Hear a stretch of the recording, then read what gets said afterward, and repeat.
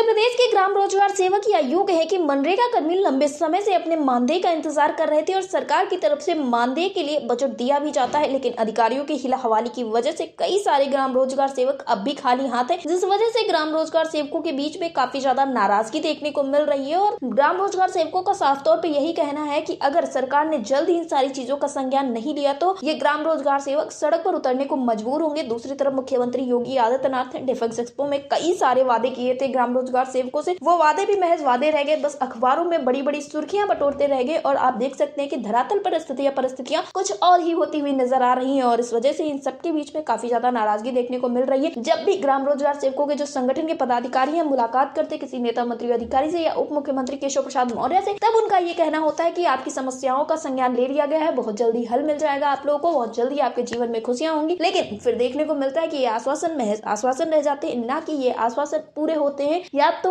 ना ही ये वादे जो है वो धरातल पर लागू होते हैं, ना ही ये सच्चाई में बदलते। इस वजह से ग्राम रोजगार सेवकों में काफी नाराजगी है फिलहाल इस वक्त पर उनके बीच में, इस वजह से ज्यादा नाराजगी है कि सरकार की तरफ से जो मानदेय है वो दे दिया गया है, लेकिन अधिकारियों की हितावाली की वजह से काफी सारी गड़बड़ियां, काफी सारे घोटाले देखने को मिल रहे हैं। फिलहाल इस विषय पर ज्यादा जानकारी देते हुए प्रदेश अध्यक्ष कुलदीप द्विवेदी ने क्या कुछ कहा, आप भी सुनिए। कुलदीप जी, आपका हमारे चैनल अटल टीवी पे बहुत बहुत स्वागत है।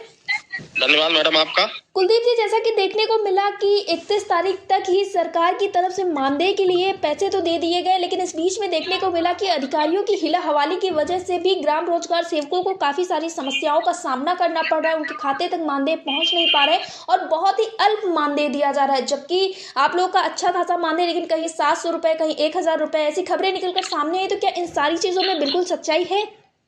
बिल्कुल सच्चाई है और माननीय मुख्यमंत्री जी ने जो घोषणा किया था जी कि ग्राम रोजगार सेवकों का मानदेय 10,000 होगा जी, उसमें से 7788 मिलता है, लेकिन प्रतिमाह मिलता है जी, वो भी अधिकारियों द्वारा केवल हिला हवाली करके एक मामला संज्ञान में आया है बादायूं का, जो कि बहुत ही शर्मनाक है। वहाँ के रोजगार सेवकों को किसी को 1700 दिया गया है, तो किसी को 2200 दिया गया है, किसी को 3300 दिया गया है।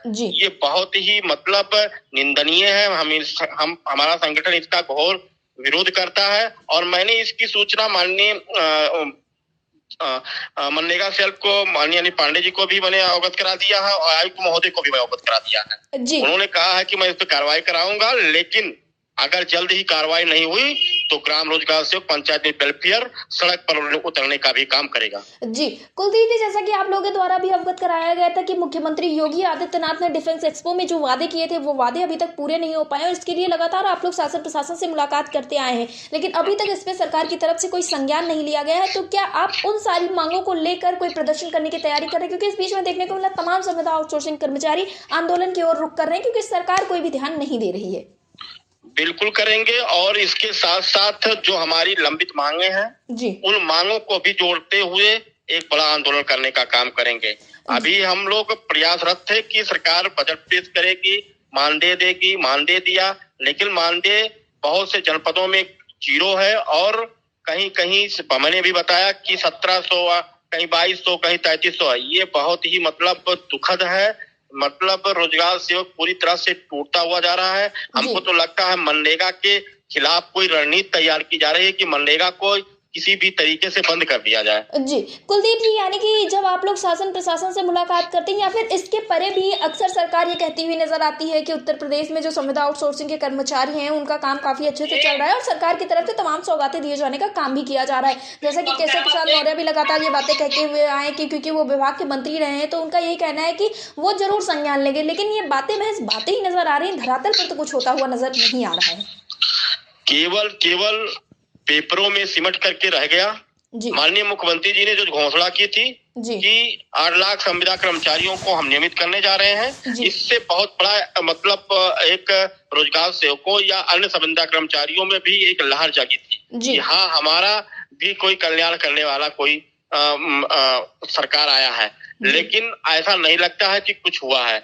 हम बहुत ही मतलब शर्मिंदगी है हम लोगों की कि हम लोग पार्टी के इतने अच्छे कार्यकर्ताओं में होते हुए, अच्छे संबंध रखते हुए हम अपने साथियों का कुछ नहीं करा पा रहे हैं। इससे हम लोगों की बहुत ही मतलब बहुत ही निंदनीय है और जल्द ही हम इसके लिए एक बड़ा रणनीति तैयार करते हुए आंदोलन करने का काम करेंगे। जी कुलदीप जी, अटल टीवी से जुड़ने के लिए धन्यवाद। धन्यवाद मैडम।